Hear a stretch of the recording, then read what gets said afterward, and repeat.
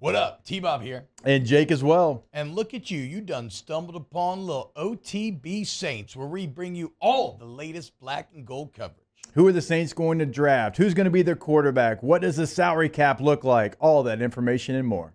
Hope you enjoy it. Like, subscribe. Saints Browns! This Sunday, Derek Carr versus Jameis Winston. Which Jameis Winston will show up? The one who was 336, 3 tuds, and no picks against the Ravens, or against Jake's Chargers? His defense is very good. And the Ravens defense kind of awful this year. Pass defense, actually. Yes. But against the Chargers, 235, 1 tud, 3 picks. Yeah, we'll take those 3. Thank you.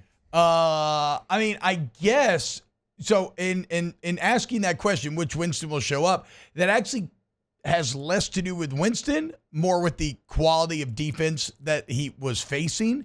So I guess the question becomes, how do you feel about this New Orleans Saints defense? Where does it fall in that scale from Chargers to Ravens, which are kind of at opposite ends when it comes to pass defense? Actually, statistically, where do the Saints rank now? As far as which metric? Well, okay, like the pass defense. But it's weird because, like, at the beginning of the year, I thought the Saints defense was pretty good. I mean, look at how they completely shut down the Eagles. Of course, they held the Falcons without an offensive touchdown. But then you looked a couple of weeks later, and they were like dead last in the NFL in yards given up. Yeah. But then look what they did against the Falcons again last week, right? 20-17. Multiple stops late in that game. The Saints defense remains one of the harder groups to parse on how good or bad I actually think they are. The Saints give up 212 through the air per game. The Ravens give up 257. Okay. The Ravens are actually 30th in the NFL in pass defense. Now the Chargers are number 9. Okay. They give up 195.4 yards per game. That's crazy that 195 is 9th now. The Patriots? Make sure I got that. Actually, let me flip that. Let me redo because that was from week 6. Okay. I was like, that does not make sense. Now 191 is a, let's see, 1, 2, 3, 4, 5, 6, 7, 8. So actually they are 9th, but it's 191. So not that big of a difference. No. For the Chargers. The Saints are still they actually give up now 244. Yeah, so they're 30th. They're actually 29th. So they kind of switch spots with the Ravens there in that argument. So right there, though, kind of showing you the up and down year, that week 6, it was what it is versus where it is now. I hold out. Ravens are dead last. There you go. 294. God. So what happened to the Ravens since week 6? So what do we think, man? 294 at 30. Sorry to cut you off. 31st for Tampa Bay is 264.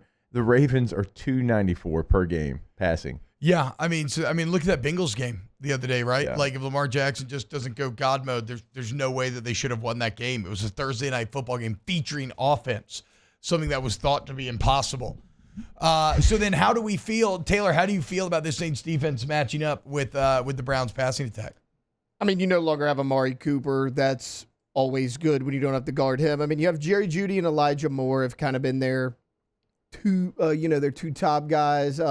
Cedric Tillman has done some good things for them. But, when you go back and watch the Ravens game, there were about 2 interceptions that hit the DBs right in the hands. I mean, they had takeaway opportunities as well, one of which was Kyle Hamilton, who usually does not drop those interceptions. That's who Jameis Winston is, right? I mean, we always talk about it, like the up and down that is Jameis Winston. Some weeks he looks like a top 5 quarterback. Some weeks he looks like a bottom 5 quarterback. So, I mean, it all depends on the Saints' defense. I'm still very interested to see if Joe Woods can keep some of this defensive success going from last week. I mean, we talked to Nick yesterday about it. That's the Saints defensive coordinator posted to Allen. And, I mean, they had a different pass rush plan on Sunday. Now, granted, because the Falcons wanted to run the ball is why they did this next thing, but like Cam Jordan played 40-something snaps, right? Where he'd only been playing, it felt like 9 or 10 a game. Now, Rizzy did say after the game that was a bit of a matchup thing and that they'll probably fall somewhere in the middle, but it wasn't as much lining everybody up, disguising. It was a little more of just letting guys rush, played some games with the line, and you saw Peyton Turner come up with a sack. You saw Cam Jordan come up with his first sack of the season. Who else got a sack? Chase Young? Chase Young? He had the strip Yeah, he sack. had the big sack. Yeah, exactly. So it bore fruit in game number 1. Can Joe Woods maybe change some of what this Saints defense has been thus far in game number 2? I guess the other question be which Derek Carr shows up, the bad one or the less bad one. And on that, I don't know. I will say this. I thought it was very funny.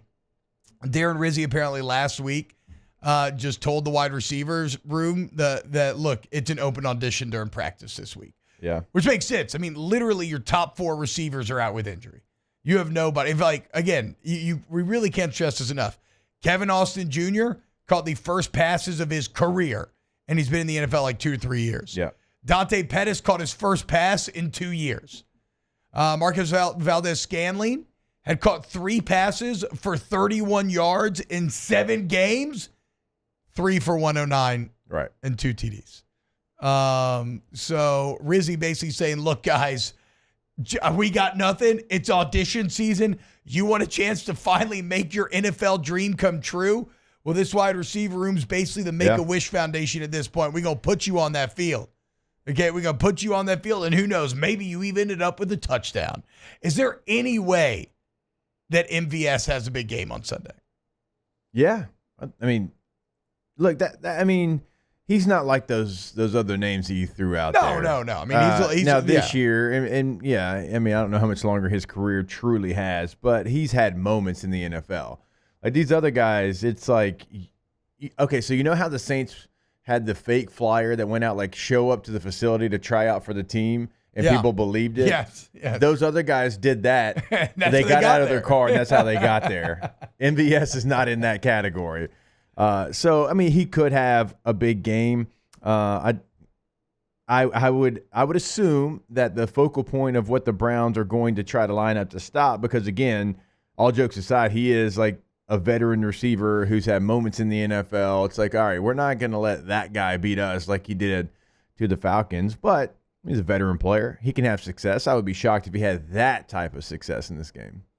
One thing that I will say I feel positive about in this game, although we know that Jameis Winston is a positive vibes factory, I actually, as wild as this sounds, I actually think it's pretty undeniable that the vibes are way better in New Orleans and Cleveland right now. And there's a few reasons why. First off, New Orleans makes the coaching change. Cleveland is not. Yeah. Cleveland still has Kevin Stefanski. They're still 2-7. They still absolutely suck. What was one of Darren Rizzi's first moves on Saturday after he got the job? To make Alvin Kamara team captain. Because of course he should be, right? It's so obvious. He's a veteran leader. He's playing running back with broken ribs. He's doing everything that a leader should do. It's just another piece of evidence how out of touch DA was with this locker room. On the other side of the equation, How is Alvin Kamara not a captain? that's what I'm saying. No idea. Probably because they're going through like a contact dispute, so they don't want to I don't know. Just an awful look for DA. Also, Eric McCoy, with the center being waived yesterday, Eric McCoy looking like he is going to be back on Sunday. And one thing I'll say for the Browns, Jake, these stories are pretty rare. It's not impressive. They're pretty rare. But their starting left tackle, Jedrick Willis, former Alabama player, straight up openly said he made a business decision not to play against the Ravens after hyperextending his knee against the Bengals. That's how, and now he's gotten benched because of that. But that's how bad it is. He's openly admitting to just being like, nah, free agency's coming up. Yeah. I hyperextended my knee. I'm making a business. I got to protect myself. I ain't playing for this team. You know that at the highest level where people would fight, scratch, and claw and give up everything that they've ever gotten in their life for one opportunity, for one game in the NFL, that makes me just incredibly angry. Like, what are we even talking about? Hey, first round pick, baby. I don't care I'm going to do what I want. That's it, and that's the problem. And I'm glad the Browns decided not to play him because of it. I know there's some things we've lost. Well, you have to. I mean, you can't. Yeah, no. If you're Stefanski, you there's can't some things get cut to that that badly. we've lost in college football that we might not ever get back. This is pro football. You can't be pulling that kind of stuff. Wow, just amazing black and gold takes right there, Jake. I don't think I've ever heard any takes that are better than the two guys that just gave you that take. And you can keep getting them by going ahead and liking, subscribing, ringing the bell to get notifications when we post. Have a great day. We'll see you on the next OTB Saints.